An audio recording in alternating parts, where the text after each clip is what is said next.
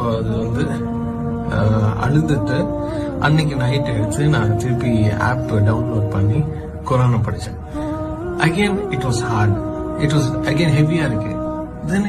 Irritate ஆகிடுச்சு, போக போக இன்னும் ஹெவியா இருக்கு, இதுல இப்படி இருக்கக்கூடாது, இதுன்னு சொல்லி ரொம்ப ஹெவியா இருக்கேன்னு. அப்புறம் தான் மண்டையில வந்து ஒரு அடி அடிச்சது. எப்படின்னா, this is the word of God.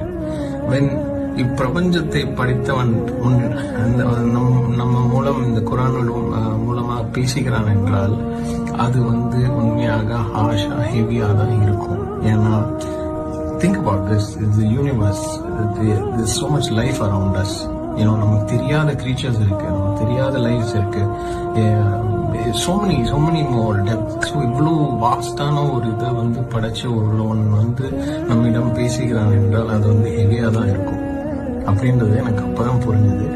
அப்புறம் தான் வந்து அதை ஒழுங்கா